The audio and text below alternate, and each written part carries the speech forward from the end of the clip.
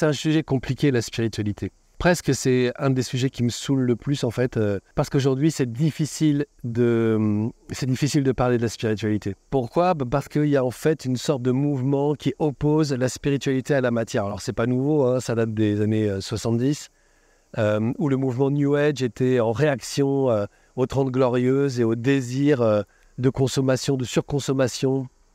Parce qu'après la guerre, les gens, ils avaient besoin de la matière, ils avaient besoin de dire « j'ai un toit, j'ai une maison, j'ai une voiture ». Quand j'ouvre mes placards, j'ai des boîtes de conserve, j'ai de quoi manger, j'ai déjà un mixeur. Voilà, quoi. Ils avaient besoin d'avoir parce qu'ils avaient passé trop de temps à ne pas avoir. Et en fait, ils étaient dans une espèce de frustration qu'il fallait transformer.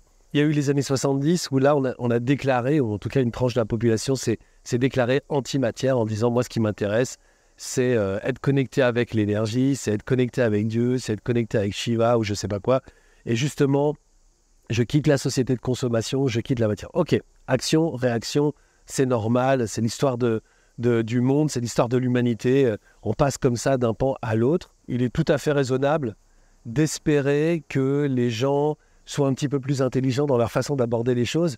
Et normalement, on devrait avoir aujourd'hui un discours qui est un discours beaucoup moins tranché que celui des années 70. Mais j'ai le sentiment qu'en fait, il y a quelque chose qui persiste dans cette idée d'opposer la spiritualité à la matière. Je vois beaucoup de posts là-dessus, d'ailleurs même parfois des posts qui font d'énormes buzz, qui divisent justement l'intelligence, la conscience et l'argent, par exemple.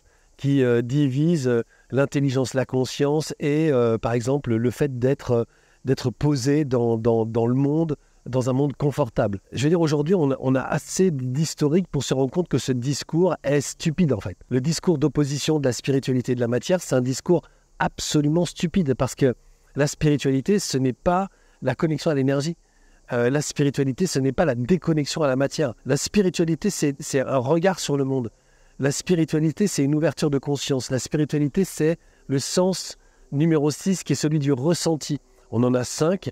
C'est formidable, on s'en sert, c'est formidable, mais quand on ouvre au 6e, et bien là, d'un seul coup, on a une autre connexion par rapport à la vie. Mais à la vie matérielle, c'est-à-dire aux gens, aux lieux, aux animaux, à la nature, à la terre. Là, on est dans la matière, on est dans le concret, donc il ne s'agit pas d'opposer la spiritualité et le système de consommation.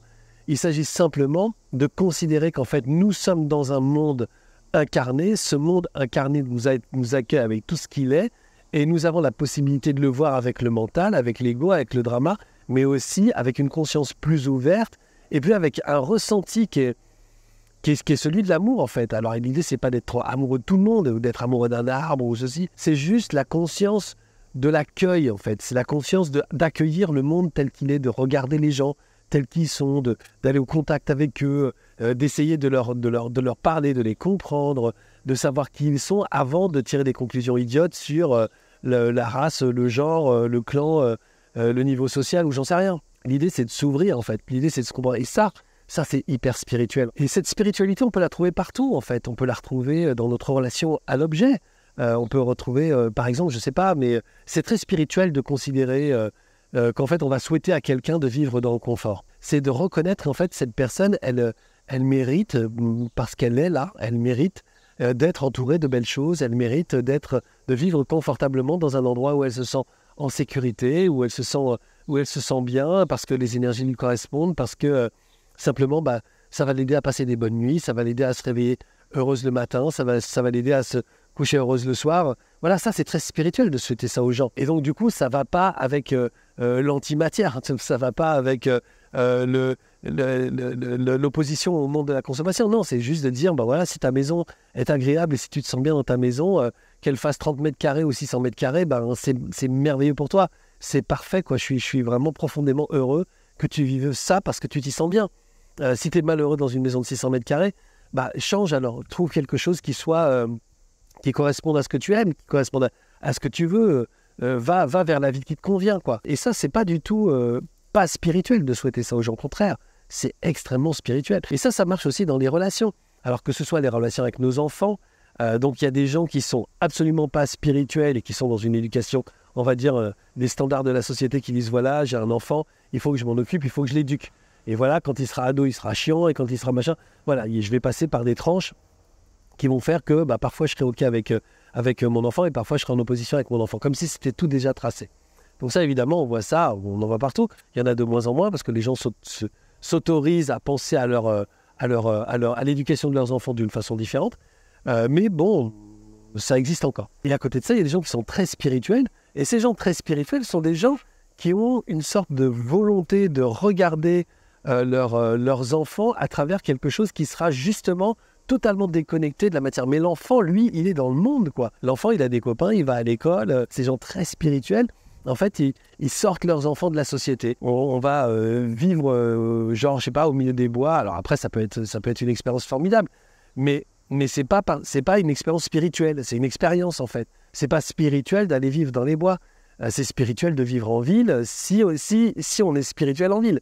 C'est spirituel d'être dans les bois. Si on est spirituel dans les bois, c'est pas une question de lieu. La spiritualité, elle vient pas avec ça. La spiritualité, elle vient pas avec le fait de se couper de quoi que ce soit. Se couper de la société, se couper de la ville, se couper de l'information, se couper des amis. La spiritualité ne peut pas venir avec quelque chose qui impose de se séparer d'eux, de se couper de quelque chose. Et à côté de ça, je vois des gens qui sont en ville, les enfants vont à l'école normalement, etc., et qui sont dans une immense spiritualité. Pourquoi ? Parce qu'ils ne considèrent pas leurs enfants comme un ersatz d'eux-mêmes qu'il faut éduquer. Ils ne considèrent pas leurs enfants non plus comme un terrain de recherche où en fait tout ce qu'eux ils n'ont pas eu, ils vont le refiler à leurs enfants, c'est-à-dire moi j'ai pas eu de spiritualité, donc voilà, je vais t'élever loin de tout, loin du monde. Moi j'en connais, il y a des tas de clients qui sont venus me voir, qui ont aujourd'hui 30 ans et qui disent en fait voilà, je suis totalement déconnecté de la société, parce que mes parents, sous prétexte de spiritualité, m'ont totalement déconnecté de la société. Je suis incapable de trouver du travail, je suis incapable de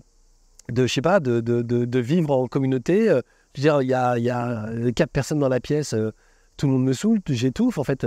Et en fait, je me rends compte que je suis coupé tellement de tout que j'arrive à rien faire, quoi. Et en fait, des gens comme ça, il y en a plein. Il y a des gens qui me disent, j'ai vécu dans une secte. Et quand ils me racontent ce qu'ils ont vécu, en fait, c'était pas du tout une secte. C'était juste des gens qui ont vécu dans une petite communauté dans le Larzac ou je sais pas où, dans les Cévennes. Mais j'ai dit, mais c'est pas une secte. Si, c'est une secte parce qu'en fait, on vivait, machin, tout ça. Et je me rends compte qu'avec la volonté des parents de leur proposer quelque chose qui soit une expérience dans la nature, en fait, ils les ont tellement déconnectés que les enfants eux-mêmes considèrent qu'en fait, ils ont été élevés ou engagés dans un système qui était un système totalement asocial. Et donc, ils appellent ça une secte aujourd'hui. C'est pour ça que ce sujet est un sujet pénible. Parce que c'est pas la question de dire c'est OK ou c'est pas OK, il faut faire ci ou il faut faire ça. C'est juste le sujet de se dire la spiritualité, ça n'a rien à voir avec quelque chose qui sépare. La spiritualité ne peut pas être quelque chose qui sépare. Si c'est un sujet qui est important pour vous, la spiritualité, regardez comment vous pouvez mettre ça partout, en fait. Déjà, en développant le sens qui est un sens oublié, qui est le sens numéro 6, qui est celui du ressenti. Commencez déjà par développer ce sens-là, parce qu'en développant ça, vous allez vous sentir différent dans votre environnement.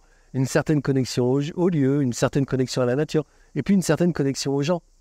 C'est-à-dire que vous allez arrêter d'écouter le discours égo-mental, déclaratif, qui dit voilà, les choses sont comme ci et comme ça, qui va faire que vous allez prendre l'information et vous allez créer la relation sur la base de ces informations-là. En fait, les gens sont beaucoup plus subtils que ça. Il faut aller chercher derrière le discours, il faut aller chercher à quoi les gens sont sensibles. Ça, c'est spirituel. Regarder son conjoint en ayant autre chose que des attentes, mais en reconnaissant que cette personne-là a vécu une autre éducation dans un autre milieu avec d'autres gens et ne peut pas correspondre exactement à ce que vous attendez. Ça, c'est spirituel. C'est spirituel d'aimer l'autre, en fait. Et de considérer qu'en fait, dans la relation d'amour, le job, c'est pas d'en faire un humain qui correspond à nos critères. Dans la relation d'amour, c'est considérer l'autre de façon la plus ouverte possible. C'est justement la personne avec laquelle on partage le plus d'intimité, c'est pas celle qu'on va juger. C'est celle qu'on va aimer profondément, qu'on va reconnaître, on va la voir parfois grande, majestueuse et géniale, puis d'autres fois, on va la voir blessée, à genoux et vulnérable. Et en fait, dans tous ces moments, quand elle sera grande, on va pas lui dire hey, « redescends sur terre, tu me casses les gouttes ». Et quand elle sera vulnérable, alors t'es une chiffre molle, et remonte, lève-toi. Non, mais qu'on puisse accueillir l'autre dans tout ce que cette personne a de vulnérable et de puissant, et puis de l'aimer, vraiment de l'aimer. Pareil pour ses enfants, notre job est d'en faire des adultes heureux et non pas des enfants obéissants, et participer à ça avec une éducation intelligente, avec des échanges, des conversations.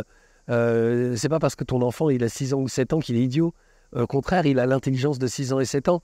Moi, j'ai des tas de parents d'adolescents qui me remercient parce que simplement, dans des conférences ou dans des programmes, j'aurais demandé d'arrêter de les regarder comme des idiots sous prétexte qu'on disait que l'adolescence c'était l'âge bête, mais de regarder toute l'intelligence qu'il y avait dans l'adolescence, parce que c'est une intelligence émotionnelle, et cette intelligence émotionnelle, elle fabrique le monde.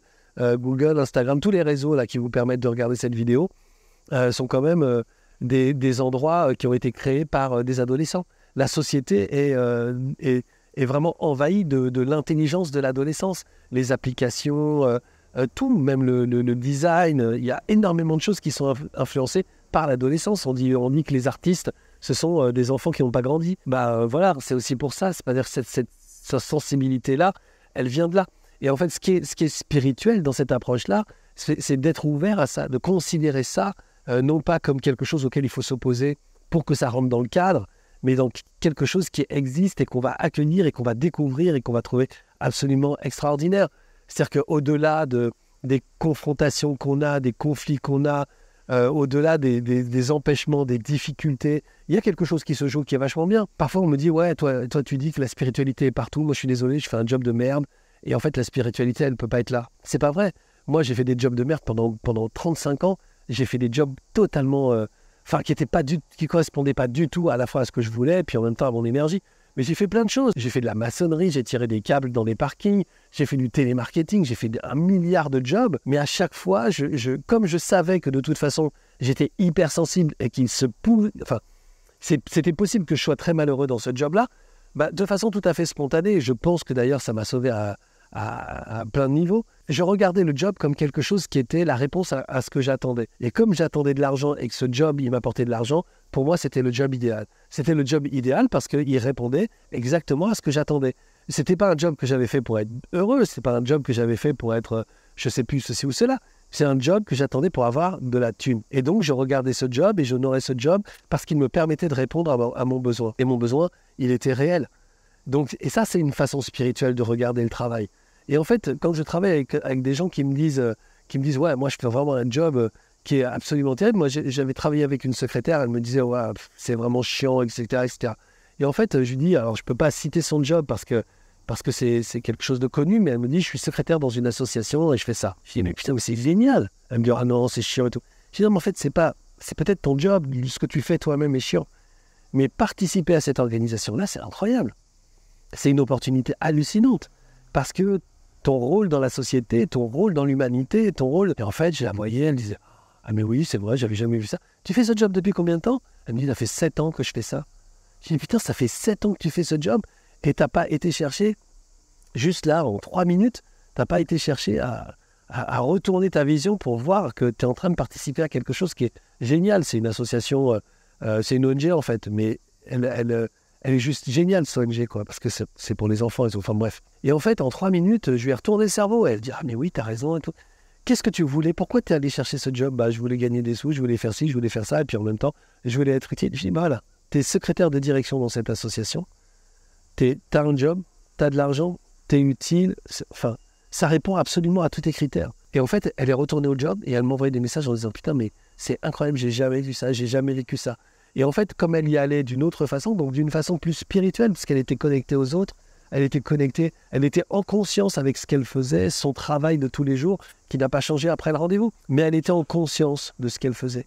Elle était en conscience d'appartenir à une organisation où tout le monde met à disposition son énergie, son temps, son savoir-faire pour permettre à d'autres gens, des gamins, d'avoir un petit peu plus de confort, d'avoir un petit peu plus de soutien. Mais elle aurait vendu des aspirateurs, ça aurait été génial. Ça n'aurait pas été pour des enfants, ça aurait été pour des gens qui font le ménage. Mais c'est pareil, en fait, on participe à quelque chose. Et en fait, tous ceux qui vont dire « Ouais, la société de consommation », juste respirez 2 secondes et puis essayez de vous ouvrir à votre conscience spirituelle et à vous dire que vous êtes dans un espace qui est le monde, qui est un espace totalement extraordinaire parce qu'il a des milliards de choses à offrir. Et c'est ça, être spirituel, c'est regarder le monde et les milliards de choses qu'il a à offrir. Regardez les gens et les milliards de choses qu'ils ont à proposer. Et regardez aussi vous et les milliards de choses que vous êtes capable d'offrir et proposer. Et c'est ça qui devient spirituel. La spiritualité ne consiste pas à opposer les gens. La spiritualité ne consiste pas à balancer des saloperies sur les uns ou les autres parce que simplement le discours ne me convient pas et comme j'imagine que j'ai la vérité, eh bien je vais me permettre un message de merde faut sortir de ça à un moment donné, on s'en sortira pas dans ce monde. Si vous critiquez le monde, dites-vous vraiment une chose, vous vous en sortirez pas en opposant les gens et en vous opposant aux gens. Et justement, devenez spirituel, ça ne veut pas dire d'aller taper dans des tambours chamaniques, on s'en fout, l'idée c'est pas ça. C'est l'idée d'ouvrir sa conscience, de regarder les choses autrement, d'accueillir, d'être plus au présent, d'être plus connecté à vous, connecté à vos enfants, connecté à vos amis, connecté à votre conjoint, votre conjointe, et d'être dans un autre mood que celui qui critique sans arrêt, quoi.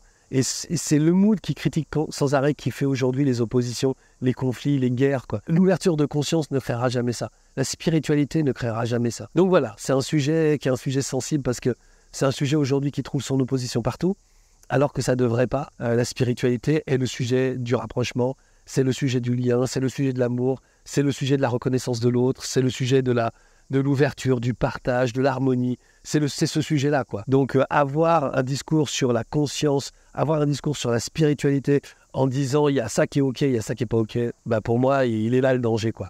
Il est là le danger, puis elle est là toute l'idiotie de l'humanité, quoi. Il y a plein de sujets comme ça qui sont des sujets qui sont aberrants aujourd'hui. En tout cas, là, à l'heure où je vous parle, c'est aberrant d'avoir de faire des constats sur des sujets que la société défonce, alors qu'en fait, c'est les sujets les plus intéressants du monde. J'avais fait une masterclass là-dessus, d'ailleurs, je vous mettrai le lien dans la description, en fait, de cette vidéo. Et dans cette masterclass, je parle de ça, je parle de 3 idées que la société trouve totalement idiotes et en fait qui aident les gens à devenir plus heureux, plus riches, enfin bref. Tous ces sujets-là sont des sujets qui sont à mon avis, c'est capital. C'est capital à un moment donné de les traiter, ou ne serait-ce que d'avoir des informations là-dessus. Parce que voilà, si on veut faire de cet univers, de ce monde, un endroit dans lequel on va être posé, bien heureux les uns avec les autres, je pense qu'à un moment donné, il faut se poser sur ces sujets-là. Tant qu'on aura des gens qui vont défendre une idée de la spiritualité en s'opposant à quelque chose, on sera dans la merde,